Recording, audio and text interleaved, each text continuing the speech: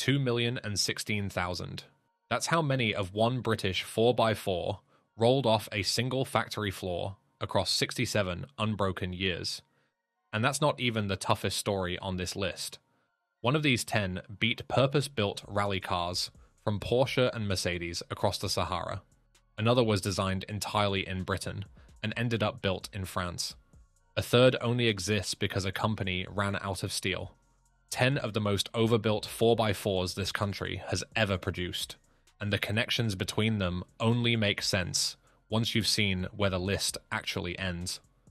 Number 10 starts with the company that came closest to beating Land Rover at its own game and still lost. If you're hunting for one of these four-wheel drives, this could save you thousands. A full checklist that catches rust before you buy, not after.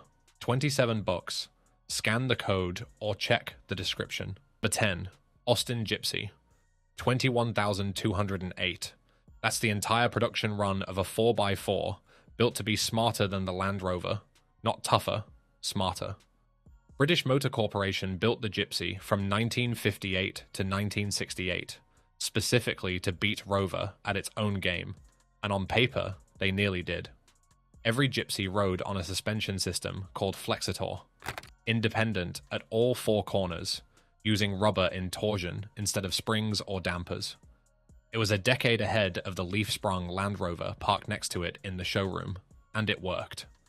Early Gipsies soaked up rutted farm tracks the Series 2 simply couldn't match, riding flat where the Land Rover pitched and rolled. The engine came straight from the Austin A70 saloon, a 2.2-litre four-cylinder, producing 62 horsepower in petrol form, 55 in diesel, driving through a 4-speed gearbox and 2-speed transfer case. None of it was exotic. What killed the Gipsy wasn't the mechanicals, it was the bodywork. Land Rover built its panels from aluminium because post-war Britain rationed steel and left the company no other choice. That accident of wartime economics became Land Rover's biggest advantage. The Gipsy, built later with steel freely available, rusted the way every ordinary British car of the period rusted, badly and fast. A Gipsy that sat outside through one wet English winter could show corrosion. A Land Rover twice its age would never develop. Then came the merger. In 1968, British Motor Holdings combined with Leyland to form British Leyland. And suddenly Austin and Land Rover were the same company, competing for the same buyers with the same money. There was no reason to keep building two rival 4x4s under one roof. The Gipsy lost. Production stopped that year, and Land Rover inherited the market it had never actually beaten on merit. It wasn't just a domestic story either. Gipsies were assembled from CKD kits as far afield as New Zealand, Australia, and Colombia, starting life on a 90-inch short wheelbase before a 111-inch long wheelbase version arrived alongside the Series 2 update. Proof the company genuinely believed it could go toe-to-toe with Land Rover on a global scale, not just in the UK farm vehicle market both companies were fighting over. Mechanically, the Gipsy was the better engineered vehicle. It lost because of a body panel decision made a decade earlier for reasons that had nothing to do with off-road capability. Sometimes overbuilt isn't enough. Sometimes it just needs to still be standing when the company that owns you decides which model survives. Number 9. Vauxhall Frontera. Most people who owned one had no idea they were driving a Japanese pickup truck wearing a British badge. Vauxhall launched the Frontera in November 1991, built at a factory in Luton that most car buyers had never heard of and would never think to ask about. IBC Vehicles, the Isuzu Bedford company, had spent the 1980s quietly assembling commercial vans under a joint venture between General Motors and Isuzu. When Isuzu handed over the tooling for its MU and Wizard off-roaders, that same Luton plant became the European home of a genuine Japanese-engineered 4x4, badged Vauxhall for the UK and Opel for the rest of the continent. Underneath the bodywork sat the ladder frame chassis from the Isuzu Faster pickup, complete with the Faster's dual-range transfer case and selectable four-wheel drive. This wasn't a soft roader dressed up to look tough. It was a genuine truck-based off-roader, launched at a time when Vauxhall had nothing else remotely like it in the range. Buyers got a choice of 2.0, 2.2, and 2.4-litre petrol engines, plus a stopgap 2.3-litre turbo diesel borrowed straight from the Vauxhall Carlton saloon before a proper Isuzu-built 2.8-litre diesel arrived in 1995. The reputation the Frontera earned wasn't glamorous. It gained a name for firm, occasionally punishing ride quality thanks to rear leaf springs carried over almost unchanged from the faster pickup, and early cars picked up genuine complaints about build quality, enough that owners reportedly turned up at Vauxhall's headquarters to say so directly. None of that changed what was underneath. The mechanicals were tough, simple, and built to survive being driven like a truck, because that's exactly what it was underneath the badge. The launch range in October 1991 spelled out exactly what the Frontera was aiming for: a 2.0-litre three-door sport, for buyers who wanted something compact and rugged, a 2.4-litre five-door for families, and that 2.3-litre turbo diesel five-door for anyone who wanted to actually use the thing. The same vehicle sold across Europe as the Opel Frontera, and in Australia as the Holden Frontera, all built from the identical Isuzu-derived platform, regardless of which badge ended up on the bonnet. The whole thing traced back to the Isuzu Faster pickup truck, launched in 1988, which meant every Frontera inherited genuine load-carrying underpinnings most badge-engineered rivals simply didn't have. Badge engineering usually means a company took the easy way out. The Frontera is the exception, a genuinely capable 4x4 that got dismissed because nobody expected a Vauxhall showroom to sell something this real. Number 8. Land Rover Discovery 1. Land Rover built the Discovery to save itself, and for a while, it actually worked. By the late 1980s, Land Rover had a problem. The Range Rover sat at the luxury end of the market. The Defender covered the utilitarian end and the entire middle of the 4x4 market. The family-sized, comfortable but capable segment Japanese manufacturers were dominating, had nothing wearing a Land Rover badge at all.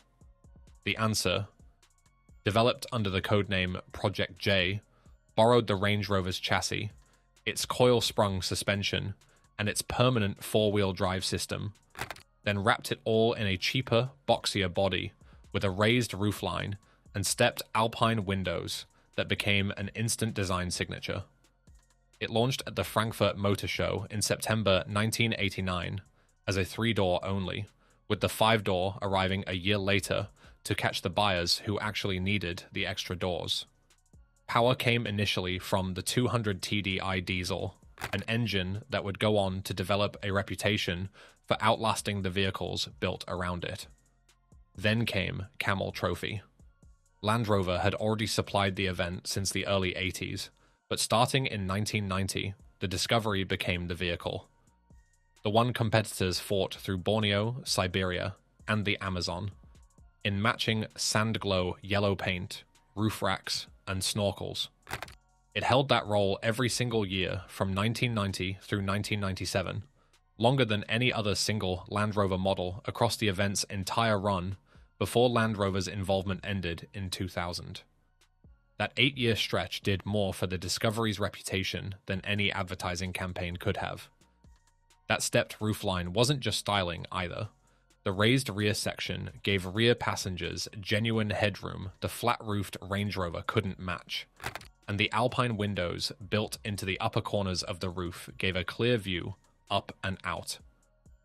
It's a detail so associated with the model now that later Discovery generations kept echoing it decades after the original left production. It's also the only Discovery generation ever offered as a genuine two-door. Every version that followed it went straight to 4 doors, making this specific era a one-off in the model's own 35-year history.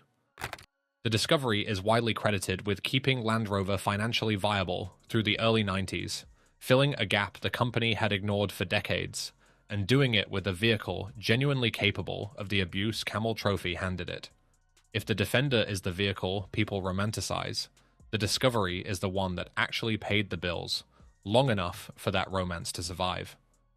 Land Rover purists still dismiss the Discovery as a cut-price Range Rover wearing a boxier body. Fine, but that cut-price Range Rover is also the vehicle that kept the actual Range Rover in business through the early 90s. It's worth asking which one mattered more to the company's survival. Number 7. Range Rover P38A. Land Rover built a replacement for one of the most beloved off-roaders in history, and for 2 years nobody trusted it enough to stop building the original. Internally, engineers called it Pegasus, then simply Project 38A, named for the building at Solihull where the team worked. Officially, it became the second-generation Range Rover, launched in September 1994 to replace a vehicle that had been in production, largely unchanged in spirit, for almost 25 years. Land Rover was nervous enough about the transition that it kept building the original, now retroactively called the Classic, alongside the new model for roughly 2 years, hedging against the very real possibility that buyers simply wouldn't accept the change. What made the P38A different wasn't styling. It was engineering.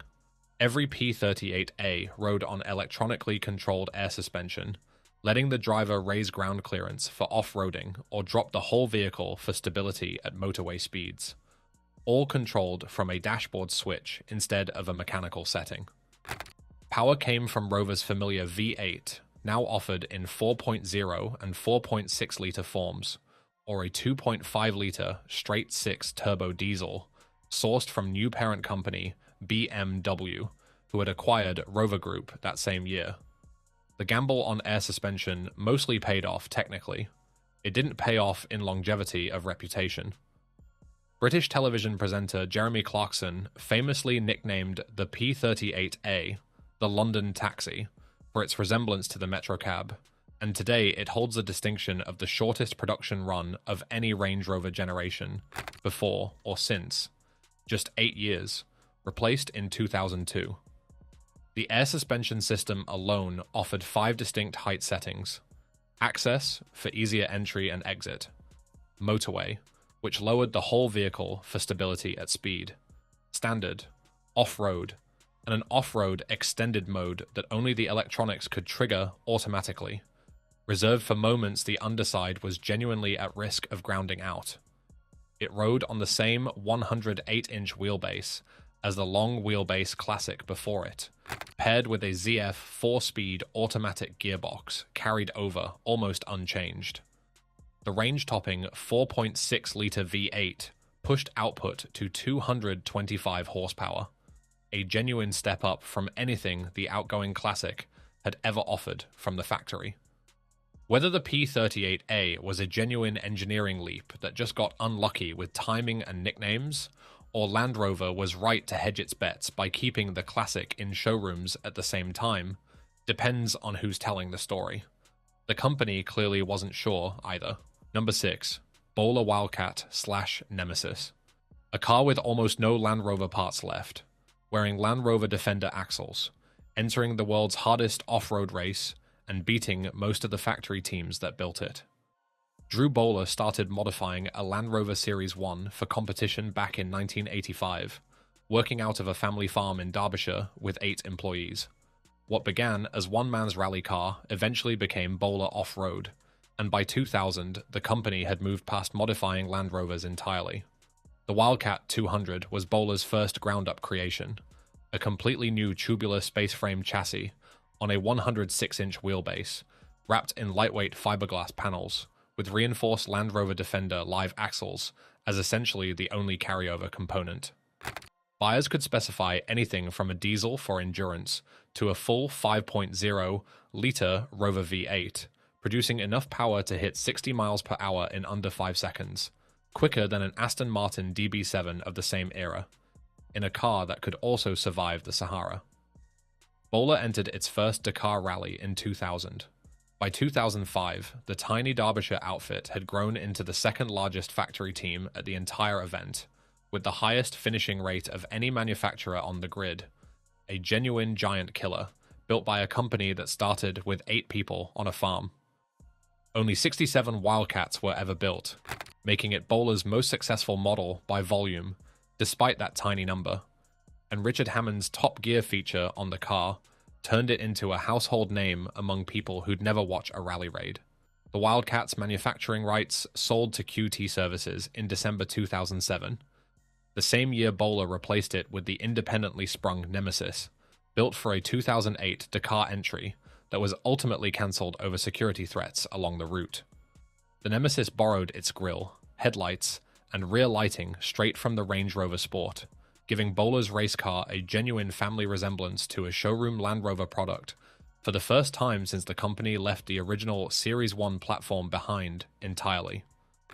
Every Wildcat 200 chassis took roughly 3 weeks to hand weld, built at Bowler's original base on the Bowler family farm in Derbyshire. The same modest setup Drew Bowler had started with 15 years earlier, still building race-ready 4x4s by hand, while competing against factory-backed teams with entire motorsport departments behind them. With a custom space frame chassis and almost no factory Land Rover components left, whether the Wildcat still counts as a genuine 4x4 or is really just a race car that happens to share axles with one is a fair question. Bowler built its entire reputation on blurring that exact line. Number 5. Ineos Grenadier. Britain designed it to replace an icon Land Rover had just killed off, then built it in France instead. When Jaguar Land Rover ended Classic Defender production in January 2016, it left a gap in the market for a simple, mechanical, body-on-frame off-roader that modern SUVs had largely abandoned. Sir Jim Ratcliffe, the British billionaire behind chemicals giant Ineos, decided to fill it. Conceived in 2017, the Grenadier was engineered from a blank sheet with a full box section ladder chassis, solid beam axles, front and rear, a 2-speed transfer case, and up to 3 locking differentials. Old school mechanical toughness, built by a company that had never made a car before. The original plan called for production in South Wales, with construction announced and jobs promised. Then, in December 2020, Ineos reversed course entirely, buying a former Mercedes-Benz factory in Hambach, France, known as Smartville, previously used to build the tiny Smart Fortwo, and moving Grenadier production there instead. Production finally began in late 2022. Powered by BMW-sourced 3.0-litre turbocharged straight-six engines in petrol and diesel form. The switch stung back home. What had been promised as a proud British-built off-roader ended up assembled in eastern France, closer to the German border than to London, a decision Ineos attributed to the site's existing infrastructure and proximity to its BMW-supplied drivetrain. The engines themselves make no secret of the connection either.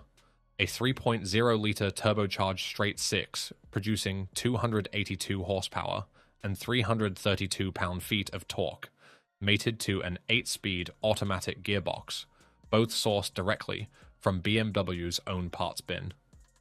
The vehicle itself didn't suffer for it. French off-road magazine judges crowned the Grenadier 4x4 of the year in 2023, just months after customer deliveries began. The Grenadier didn't stay a one-model project for long either. A double-cab pickup version called the Quartermaster followed in 2023, and by early 2024, Ineos had unveiled a third model line entirely, the Fusilier, this time built around electric and range extender powertrains rather than the combustion-only formula the original launched with. Whether a vehicle designed entirely by a British company, with a British founder's name behind every decision, still counts as British, when not a single one rolls off a British production line, is a question Ineos clearly bet most buyers wouldn't ask. Not everyone let it go that easily. Number 4. Land Rover Defender works.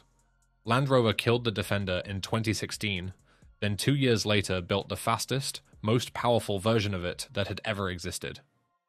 When Classic Defender production ended in January 2016, after 67 continuous years, Land Rover's in-house heritage division, Land Rover Classic, wasn't finished with it.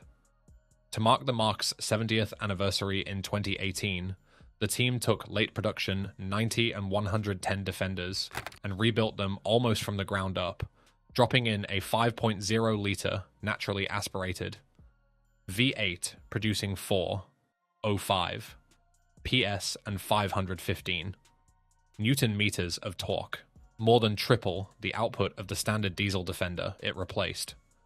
Getting that power to survive the abuse a Defender chassis normally takes meant reinforcing almost everything around the engine. New brakes, uprated suspension, and a bespoke 8-speed ZF automatic gearbox, borrowed gear lever design and all from the Jaguar F-Type, all had to be built to handle a vehicle that could now hit 60 miles per hour in as little as 5.6 seconds. Limited to 106 miles per hour, only because the tires weren't rated for anything faster. Just 150 examples were built, split between 2-door 90 and 5-door 110 body styles, priced from £150,000, more than 10 times what a standard used Defender of the same era would cost. It was the first factory V8 Defender since a limited 50th anniversary edition in 1998. And to date, it remains the single most powerful Land Rover Defender the company has ever produced. Land Rover's classic division didn't build these from scratch, either. They acquired genuine late production 2015 and 2016 Defenders, the very last examples off the standard line, and rebuilt each one individually, rather than running a parallel production process. Every Works 5.8 is technically a real Defender first, reborn as something the original engineers who designed the platform in 1983 never would have imagined it could become. It wasn't even the first time Land Rover had tried squeezing a V8 into this exact body style. The Stage 1 experiment back in 1979 proved the combination worked using a fraction of the power. Nearly 4 decades before the Works 5.8 pushed the same basic idea to its absolute limit. Land Rover spent decades building the Defender as a slow, honest, agricultural workhorse, then closed it out by turning it into something that could outrun contemporary sports cars. Whether that's the ultimate tribute to everything the Defender stood for, or a complete betrayal of it, is a question the Works 5.8 never quite answers on its own. Number 3. Range Rover Classic. A stock 4x4, sourced second-hand, with the factory wheels still on it, won the hardest off-road race ever created, on the very first attempt. The Range Rover launched in 1970 as what Land Rover's own marketing called a car for all reasons, a genuinely new idea. A 4x4 built with luxury car comfort and a 3.5-litre Rover V8 under the bonnet, sold initially only as a 2-door. A 4-door version wouldn't arrive until 1981, more than a decade into production.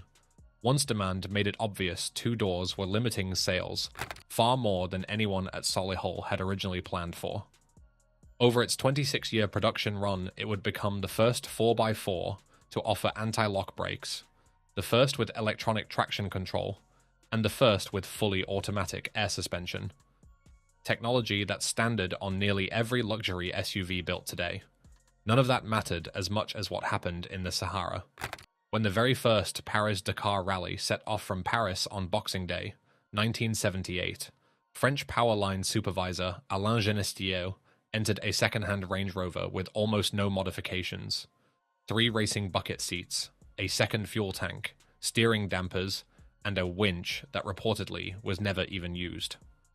Genestier knew the terrain from driving over 60,000 miles a year across West Africa for work, and after more than 6,000 miles of competition that eliminated over half the field, his barely modified Range Rover crossed the finish line in Dakar first. It wasn't a fluke. René Mech and Bernard Giraud won again in a Range Rover in 1981, and Range Rovers finished on the podium repeatedly throughout the 1980s against factory teams from Porsche, Mercedes, and Peugeot. A genuinely stock road car built for British countryside estates, out-enduring purpose-built rally machines in the Sahara. That first win wasn't a solo effort either. 13 separate Range Rovers were entered into the 1979 field, and 6 of them finished, alongside 2 more Land Rover-based teams, meaning nearly a third of the vehicles that survived that brutal first Dakar were wearing the same badge. by the time the last classic rolled off the line in 1996, overlapping in showrooms with its own replacement for the final 2 years. More than 317,000 had been built. A barely modified luxury SUV beat purpose-built rally cars from Porsche, Mercedes, and Peugeot for the better part of a decade. That's arguably the most underrated result in British motorsport history. Most people who've heard of Dakar have never heard this part of the story. And the vehicle that closes out this list traces its permanent four-wheel drive system and its entire engineering DNA directly back to this one. Number 2, Land Rover Series 1. Rover built it to last a few years, while the company found its feet after the war. It ended up running, largely unchanged in spirit, for 37 years. The Land Rover began in 1947 as a stopgap. Post-war Britain had rationed the steel Rover needed to keep building saloon cars, but left aluminium comparatively available.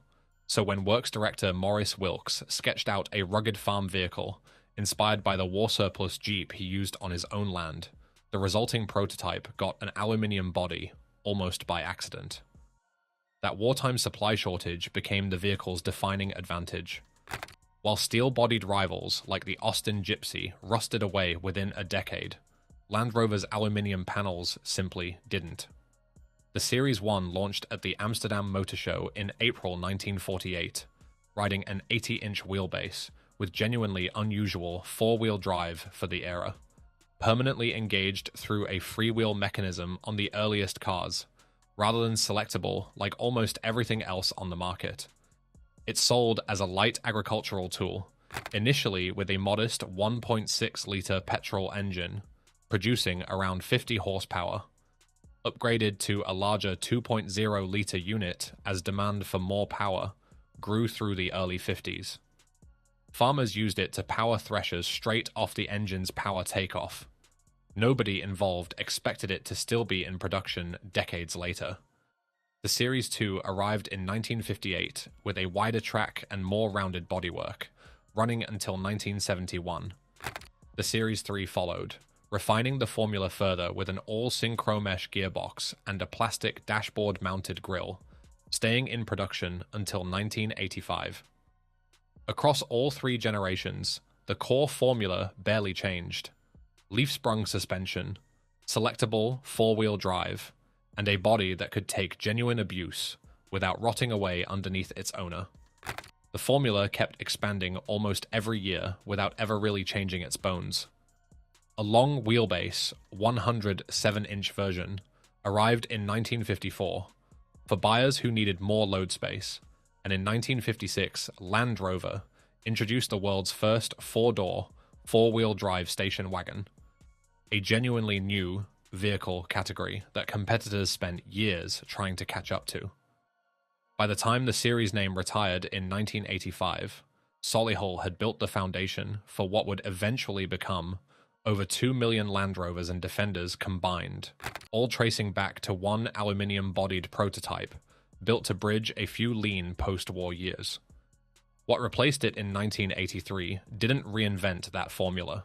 It just modernized it. Every single vehicle on this list, Discovery, Range Rover, Defender, even the ones that tried to beat Land Rover outright, only exists because a post-war steel shortage forced an aluminium body in 1948. Call it the best accident in British automotive history, or say it undersells decades of genuine engineering that came after it. Either way, it's where this whole story actually starts. Number 1. Land Rover Defender 110, 2,016,933. That's how many Land Rovers rolled off one factory floor across 67 unbroken years, ending with a truck most of the world still calls the Defender. In 1983, Land Rover replaced the leaf-sprung Series 3 with a genuinely modernized platform, coil spring suspension lifted straight from the Range Rover, permanent four-wheel drive, and a new naming convention based on wheelbase length. The 110 arrived first, followed a year later by the shorter 90. Underneath, the engineering traced directly back to the stage. One V8 experiment from 1979, proving that gamble had been worth taking. The name everyone actually uses came later. In 1990, with the new discovery about to launch and risk being confused with the utilitarian workhorse Land Rover already built, the company renamed the 110 and 90 as the Defender 110 and Defender 90. It briefly reached American buyers between 1993 and 1997, before tightening safety and emissions regulations pushed it out of the US market entirely, while production continued everywhere else for another 2 decades. By the time the very last one rolled off the Solihull production line on the 29th of January 2016, the total tracing back to that original 1948 series, the VROOR, had reached over 2 million vehicles, built across a continuous 67-year run and exported to more than 150 countries. It served as a farm tool, a military support vehicle, an ambulance, a fire engine, and the backbone of Camel Trophy for 2 decades. The same versatility this entire list has been building toward, one entry at a time. American buyers only ever got a brief taste of it. Between 1993 and 1997, the Defender 110 and 90 were sold near dealerships from coast to coast, before tightening Department of Transportation, safety and emissions rules pushed the model out of the US entirely, while everywhere else in the world, production simply carried on for another 19 years without pause. At its production peak in 1971, Solihull turned out 56,000 of these in a single year, each one still taking roughly 56 hours to hand build from start to finish, a process that barely changed across the entire run. An all-new Defender arrived in 2020, but it's a genuinely different machine. Unibody construction, independent suspension, nothing shared with the vehicle this list has actually been about. The classic 110 didn't get replaced so much as retired, still doing the exact job it was built for right up until the final one left the factory. Every 4x4 on this list either tried to beat it, borrowed from it, or was built by the same company trying to improve on it. None of them ever really did. Which one of these 10 would you actually trust in the middle of nowhere? That's the list. 10 4x4s.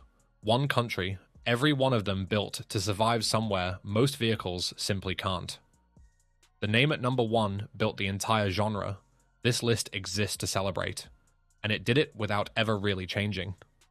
If you think we got the order wrong, or there's a British 4x4 that deserved a spot here, tell us in the comments. We read everyone. Subscribe for more of these, and we'll see you in the next one.